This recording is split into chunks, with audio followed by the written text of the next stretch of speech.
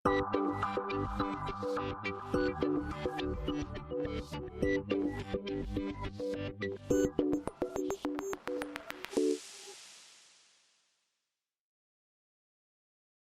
tem uma coisa que não falta na feira, é produto artesanal. É tanta coisa com aquele gostinho que vem direto da fazenda. A Ana Cláudia gosta da manteiga. O sabor é bem mais gostoso, é natural, né? Doces tem de todos os tipos. O Sérgio não resiste. Ainda mais que eu sou mineiro, né? Com um queijinho, então, a combinação perfeita. O famoso Romeu e Julieta. Firmino gosta dos pães. Ele diz que em casa a esposa sempre faz, mas de vez em quando eles experimentam novos sabores. A gente sempre procura alguma coisa que seja um pouco mais saudável, né? Até por causa da idade. Tem coisa que a gente faz mal, né? Então a gente procura sempre comprar alguma coisa mais saudável. Mas antes de levar para casa, ele confere as informações da embalagem. Eu acho que a gente tem que saber o que está consumindo, entendeu? Às vezes a gente até leva em alguma oportunidade que a gente está com pressa, ou então esquece de olhar, tudo bem, mas normalmente eu observo. Se o produto tiver sido embalado na presença do consumidor, as informações no rótulo são dispensáveis. É o caso destas castanhas que eu acabei de comprar. Já se o alimento, mesmo artesanal, tiver sido embalado bem longe da presença do consumidor, as informações no rótulo são obrigatórias. É o caso desta massa de tapioca. As informações estão aqui, tá tudo certo, eu vou levar. Moço, você pode colocar no saquinho para mim? Aline consome com frequência alimentos artesanais. Professora de yoga, ela diz que as informações nas embalagens podem ajudar a decidir entre um produto e outro. Eu sempre penso que pode ser melhorada assim, essa informação de rótulo e eu acho muito importante a gente saber o que está consumindo. A exigência para os alimentos artesanais vai além da tabela nutricional e segue a mesma resolução de 2015 da Anvisa, Agência Nacional de Vigilância Sanitária, que obriga quem produziu a alertar o consumidor sobre a presença de ingredientes que possam causar alergias. As substâncias alergênicas se dividem em 8 grupos. Grupo 1, trigo, centeio, cevada e aveia. Grupo 2, crustáceos. Grupo 3, peixes. 4, ovos. Grupo 5, amendoim. Grupo 6, soja. Grupo 7, leite de origem animal. Grupo 8, castanhas. Amêndoa, avelã, castanha de caju, castanha do Pará, pistache, macadâmia, nozes, pecan e pinole. Fernanda é uma das fundadoras do movimento Alergia Alimentar Brasil e acredita que a falta de informações em produtos artesanais poderia ser corrigida com a contratação de um serviço especializado em rotulagem. Em produtos artesanais, talvez até por uma falta de capacitação, né, por dificuldade desse pequeno produtor, talvez de ter uma equipe ali que possa cuidar, né, especificamente desse tema, pode ser que se encontre um pouco mais de inconformidades, né, nesses produtos do que em outros. Para ela, a participação do consumidor pode estimular o pequeno produtor a seguir as normas de rotulagem definidas pela Anvisa. Encontrando um rótulo errado, né, deve comunicar à própria empresa, né, ao próprio produtor, né, o erro. Além disso, cabe denúncia à própria Anvisa. A Anvisa tem um canal próprio para receber esse tipo de denúncia. Você pode também fazer a denúncia nas vigilâncias locais e no PROCON, órgãos de defesa de consumidor de uma maneira geral. Esta gráfica de Taguatinga, a 25 quilômetros de Brasília, trabalha com a impressão de rótulos. A produção chega a 8 milhões de unidades por dia.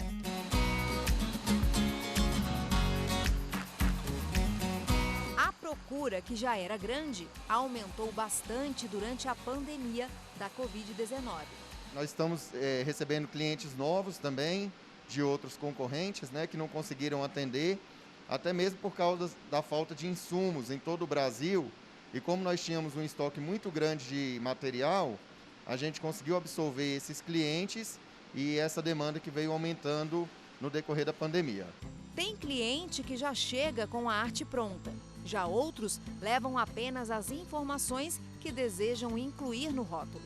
Nós fazemos uma consultoria antes, desenvolvemos a arte final para os nossos clientes. Andréia é veterinária em São José dos Campos, São Paulo, e tem uma empresa de consultoria para atender pequenos produtores interessados em regularizar alimentos artesanais de origem animal.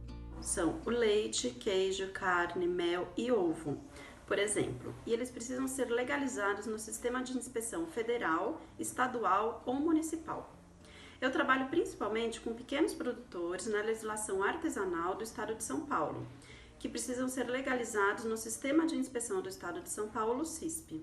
Ela explica que a regularização pode demorar até 1 ano. A legalização consiste em aprovação da planta de produção até o registro do rótulo de cada produto a ser produzido. Esse processo demora em torno de 6 a 12 meses. A regularização pode ser apenas o primeiro de um passo ainda maior. A conquista de um certificado que atesta que o produto é mesmo artesanal ou tradicional. O chamado Selo Arte foi lançado em 2019 pela Confederação Nacional da Agricultura, CNA. É uma chancela do governo de que o seu produto ele é um produto artesanal e, nesse caso, ele é diferente de um produto industrializado ou um produto convencional. Além disso, o produto com selo arte, ele tem a permissão de poder ser comercializado em todo o território nacional. Para receber o selo arte, é preciso atender a algumas exigências. Além de estar cadastrado no Serviço de Inspeção Oficial, o produtor rural ele precisa ser atestado por esse serviço que ele possui as boas práticas de fabricação e as boas práticas agropecuárias. Heloísa foi a primeira produtora do estado de São Paulo a receber o selo arte pelos queijos de cabra que produz. Esse aqui é o prédio da nossa queijaria. No momento está em reforma de ampliação e modernização, um pouquinho externa, um pouquinho interna. E é onde nós fazemos então a nossa coleção de queijos artesanais. No momento temos 15 queijos registrados, todos eles com o CISP e o selo arte, e estamos iniciando um processo de divulgação para vender mais sistematicamente em todo o Brasil.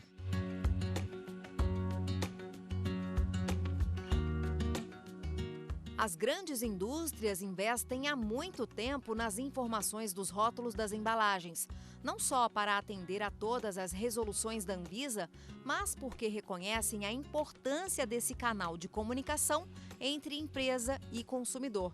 É o que explica o porta-voz da Associação Brasileira da Indústria de Alimentos e Bebidas. Hoje o Brasil tem uma regulamentação sobre alergênicos, a regulamentação sobre rotulagem nutricional e nutricional frontal. Tudo isso tem como objetivo você informar ao consumidor a qualidade, a quantidade, o tipo de produto que ele está consumindo. Né?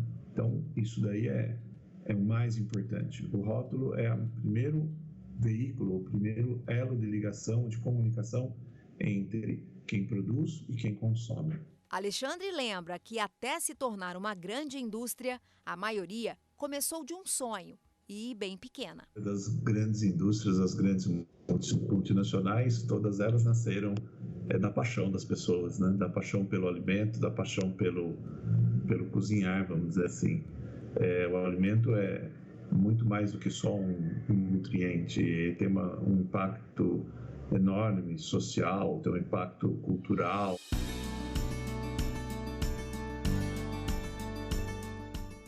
No próximo bloco do Repórter Justiça, você vai ver que os veganos, pessoas que não consomem nada de origem animal, nem sempre encontram nos rótulos informações seguras na hora das compras. O caso é ainda mais sério para quem tem problema de saúde.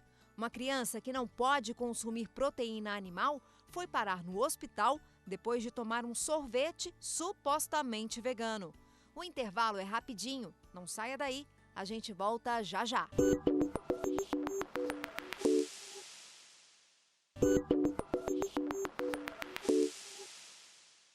A lista dos ingredientes é uma fonte de informação fundamental. É por ela que os veganos, por exemplo, se certificam da ausência de compostos de origem animal no alimento. Quando a pessoa se propõe a determinadas posturas em relação àquilo que vai se alimentar, isso não só em relação a veganos, né?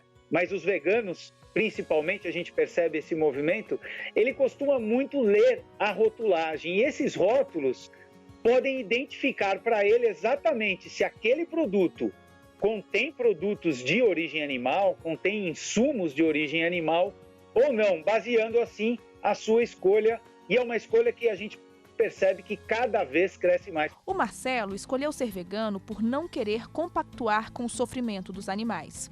Ele tem o hábito de ler os rótulos dos produtos para ter a certeza de que não há na composição do alimento o acréscimo de proteínas como da carne, leite, ovos. Marcelo acredita que as informações nas embalagens dos produtos nacionais podem melhorar, e muito. A rotulagem de produtos é fundamental para que o consumidor possa fazer escolhas conscientes. Porém, ela ainda é pouco funcional no nosso país. Por vários motivos. Talvez o principal deles é que ainda há muito que se melhorar na rotulagem em si. A começar por aspectos muito básicos, como por exemplo o tamanho das letras, que por vezes são tão miúdas que tornam a leitura praticamente impossível. Além da preocupação com os direitos dos animais, Marcelo defende os benefícios que a dieta sem carnes e derivados pode trazer à saúde. Nós temos pareceres oficiais de órgãos renomados que deixam claro que a alimentação vegana ela atende em termos de proteínas, que ela é saudável, adequada para todas as fases do ciclo da vida, inclusive para atletas, e ainda pode proporcionar benefícios à saúde, especialmente na prevenção de doenças crônicas. A mesma escolha fez a Mirna quando estava grávida há 7 anos. Ela também acredita nas vantagens que uma dieta livre de carnes traz para a saúde dos filhos, a Malu e o Tom. Por mais que esteja muito difundido hoje em dia o veganismo, ainda assim pessoas, inclusive da área de nutrição, né, se confundem e às vezes não sabem mesmo, né, que tem produtos como gelatina, como mel, como tem um tipo de corante que é o carmim, que vem também da cochonilha, que também é de origem animal, né, e que eles descaracterizam aquele alimento como sendo vegano, porque vem do animal, vem da morte de um outro ser. A Mirna defende a simplificação dos rótulos dos alimentos. Eu acho que a gente tem avançado um pouco, tem melhorado, mas acho que dá para ficar mais claro. Acho que a simplificação dos rótulos vai gerar um ganho muito grande para a população, né? Então, assim, sempre que tiver algum produto de origem animal, pode conter lá, contém produtos de origem animal. Simples assim. A Isabela e a filha de 10 meses também são veganas. Atualmente ela é amamentada, ela recebe o meu leite materno e recebe uma alimentação totalmente à base de plantas, uma alimentação vegana, ou seja, ela consome os feijões, os cereais, vegetais, sementes, uma alimentação simples, acessível e muito saudável. A lista dos ingredientes nos rótulos é indispensável para quem tem alguma restrição alimentar. A Renata mudou radicalmente a dieta após o nascimento da filha, Sofia. Com 3 meses, a bebê começou a apresentar uma reação alérgica na pele. Como a Sofia se alimentava exclusivamente do leite materno, o jeito foi mudar o cardápio da mãe. Somente com a suspensão de leite derivados, a gente não conseguiu estabilizar o quadro dela. A gente precisou evoluir um pouco mais na restrição e eu precisei restringir algumas outras proteínas que podem fazer reação cruzada com a proteína do leite e também a soja, que é um alimento bastante alergênico.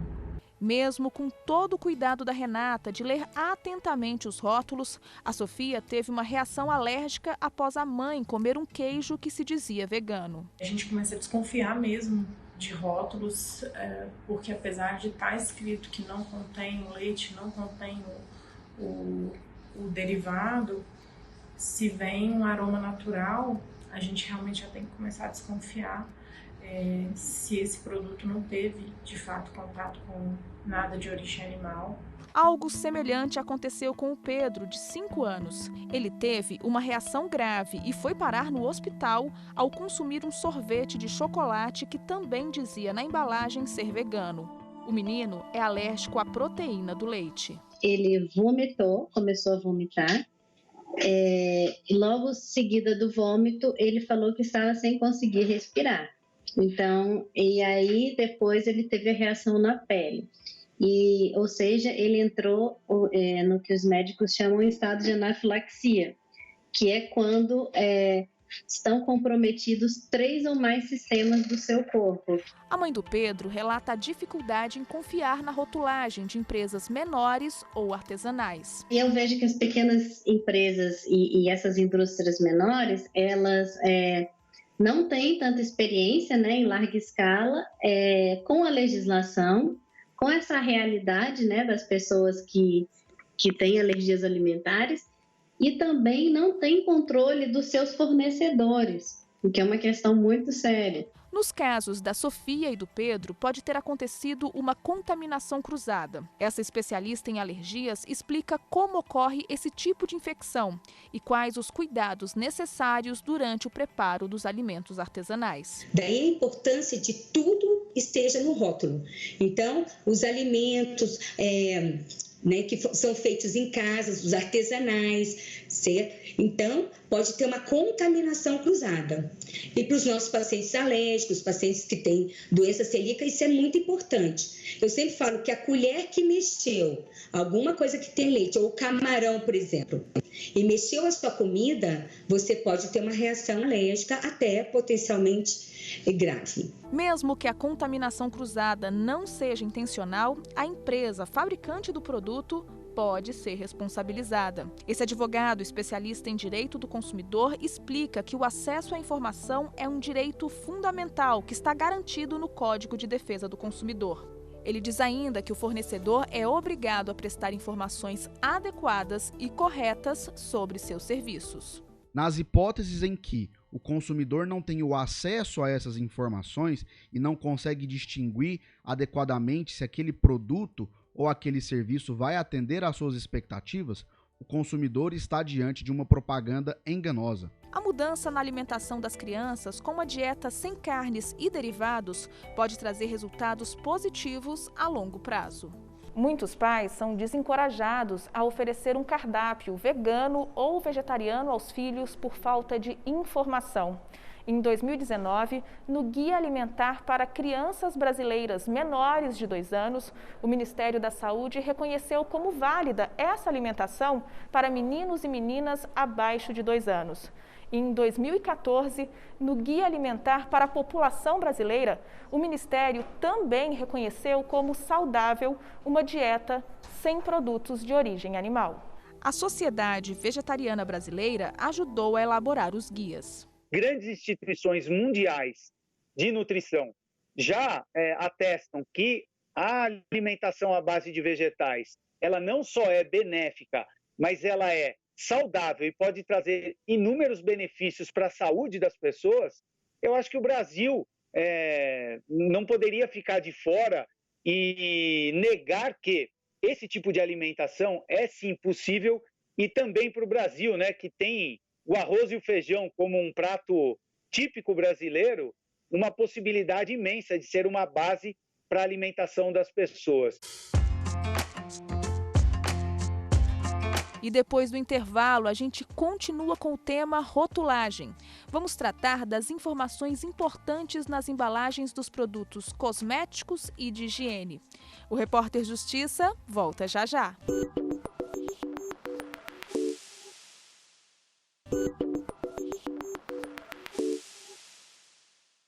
Os brasileiros estão entre os maiores consumidores de cosméticos do mundo. É até difícil mensurar, mas a estimativa é de que a indústria da beleza movimente bilhões de reais anualmente no país. Mesmo com a pandemia do coronavírus, o setor de higiene pessoal, perfumaria e cosméticos teve alta de 5,8% entre janeiro e setembro de 2020. O levantamento é da Associação Brasileira da Indústria de Higiene Pessoal, Perfumaria e Cosméticos. Esse mercado tem crescido mais e mais a cada dia, graças à internet. A explicação é a maior exposição visual das pessoas nas redes sociais. Essa exibição faz com que muitos queiram melhorar a aparência. Um público que está sempre em busca de transformações. Mas, às vezes, o resultado do uso de algumas marcas de cosméticos não sai como esperado. Quem não conhece uma pessoa que se decepcionou com o efeito de um produto? Ou pior, teve sequelas que deixaram a pele inchada, vermelha, coçando. Esses sintomas são alguns dos sinais das alergias. Essa especialista no assunto alerta que os produtos de higiene pessoal e os cosméticos, mesmo os infantis, os hipoalergênicos, veganos, orgânicos ou naturais, podem provocar irritações na pele. Ela reforça que basta uma pequena quantidade de uma substância que o paciente tenha alergia para o surgimento de reações, muitas vezes graves. No leicinho umedecido, paciente com alergia à proteína do leite de vaca, se lá tiver escrito atenção alérgicos, contém leite ou pode conter leite, porque no alérgico não depende da quantidade, pouquinha quantidade pode desencadear. Tá? E essa reação vai desde a dermatite perioral aqui ao redor dos lábios, até uma dermatite aqui só em pálpebra, pode ter uma dermatite em qualquer parte do corpo onde encosta aquela substância alergênica. Era como acontecia com a filha da Carla. Hoje, a Laura já está praticamente curada, mas ela tinha reações alérgicas com qualquer cosmético ou produto de higiene que tivesse leite na composição. Informação que, segundo a Carla, nem sempre estava no rótulo. Tudo a gente tinha que verificar. Sabonete que ela tomava banho, shampoo, a pomadinha de assadura, o lenço umedecido. Então, virou uma prática da gente ligar para o saque ou geralmente escrever. Não, as empresas também não tinham essa informação, então tinha uma dificuldade de a gente obter, às vezes, essa informação da empresa. A Fanny também sabe o que é sentir essas reações alérgicas. No caso dela, os esmaltes são os causadores do problema. Meus olhos ressecam muito, a minha boca também. Então, quando eu vou comprar um esmalte, é para mim de muita importância ver o que está escrito na embalagem. Ele não pode ter determinada substância ou ele tem que estar escrito que ele é um esmalte hipoalergênico. São esmaltes que não me fazem mal. Então, por mais que o esmalte seja, se não tiver escrito isso na embalagem, se não tiver de forma evidente para mim, eu deixo de comprar. O problema do Celso começou na fase adulta, quando já tinha 40 anos. Ele descobriu ter alergia a alumínio. A substância é um dos principais ingredientes do desodorante. E nunca tive problema com nenhum desodorante. Eu sempre usei qualquer um. E usando esse, sempre usei, eu repito que não tinha problema com ele. E comprei um estoque grande, acabei que usei uns dois, e os dois primeiros, e no segundo eu já comecei a ter alergia e eu não sabia o que era, porque eu nunca tive problema com desodorante. E fui trocando até eu encontrar um que não me irritasse, né? A Júlia sabe que tem alergia a produtos de limpeza. É assim que a pele dela fica após uma simples faxina em casa. A Júlia conta que tenta ler os rótulos para evitar os produtos que causam as reações alérgicas, mas a tarefa não é nada fácil. Como leiga que eu sou, quando eu leio esses rótulos, eu não consigo identificar os produtos, né, que eles dizem o que é de verdade. Porque como é um produto, como é um nome científico, as pessoas que não trabalham com esse tipo de coisas, assim, né, da área de química, não vão saber identificar o que é aquele produto de verdade. A Júlia procura comprar produtos naturais, mas não adianta muita coisa. Segundo a especialista em alergia, boa parte das marcas que dizem ser naturais, na verdade não são. Porque os produtos mesmos orgânicos, eles são mais caros e eles têm um prazo de validade menor. certo? Os produtos totalmente sintéticos são os mais baratos, que a gente vai encontrar nas gôndolas do mercado, da farmácia, que são aqueles muito mais baratos. Quando o produto ele não tem as informações claras, existem penas estabelecidas no Código de Defesa do Consumidor, que vão da apreensão do produto até mesmo da proibição da fabricação daquele produto. E nos produtos nocivos à saúde, produtos que são mais danosos, mais perigosos à saúde, esses produtos, caso não tenham ali as suas informações claras e adequadas, o seu fornecedor ele pode até mesmo ser punido penalmente, com pena de prisão, por não prestar adequadamente aquelas informações necessárias. Essa advogada ajuda a entender o artigo 273 do Código Penal, que trata sobre falsificar, corromper, adulterar ou alterar produto destinado a fins terapêuticos ou medicinais. Ela ressalta que a regra vale também para os cosméticos. Os cosméticos estão inclusos as matérias-primas, os insumos farmacêuticos, os saneantes e os de uso em diagnóstico. Todos esses tipos de produtos estão incluídos. A gente está protegendo a saúde. Então, quando você omite uma informação que é importante, ele está enquadrado dentro do artigo também. Porque há a intenção de vender um produto fora da especificação que ele deveria ter. A Valentina, de 8 anos, tem dermatite atópica. A mãe da menina tem o diagnóstico, mas ainda não conseguiu descobrir qual substância tem causado as irritações na pele da filha. O único jeito que a gente achou, como a gente não sabe qual o componente que ela tem a alergia, o único jeito que a gente achou é evitar o uso. Então eu tento ao máximo evitar o uso e assim, esporadicamente ainda quando usa com antialérgico. Ela tem alergia a todo tipo de maquiagem, esmalte, shampoos, alguns sabonetes, então a gente tem que sempre ter um cuidado com isso. De acordo com essa dermatologista, existe um exame que ajuda a identificar qual ou quais substâncias provocam as reações alérgicas. O ideal é que se faça um teste de contato, porque quando você faz um teste de contato, você sabe exatamente que substância está causando aquela alergia. Então, normalmente a gente encaminha para fazer uma bateria, os testes de contato são feitos com várias substâncias. Então, por exemplo, a gente começa a desconfiar que tem alergia aos cosméticos, né? A maquiagem, que seja.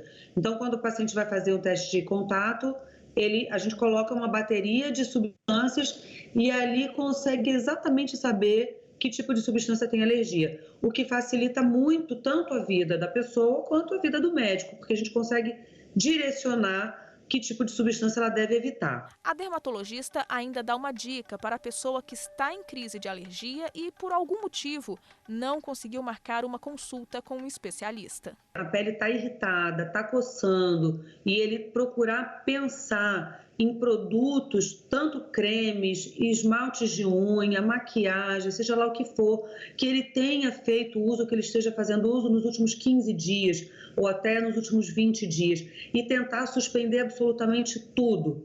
A partir daí, ele até pode tentar um de cada vez, mas o ideal é que ele suspenda absolutamente tudo até que ele consiga ter acesso a um atendimento médico.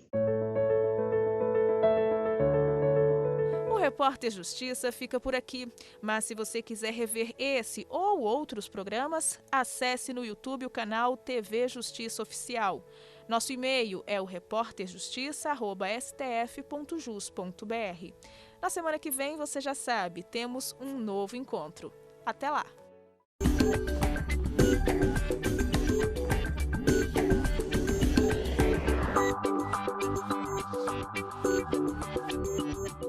Thank you.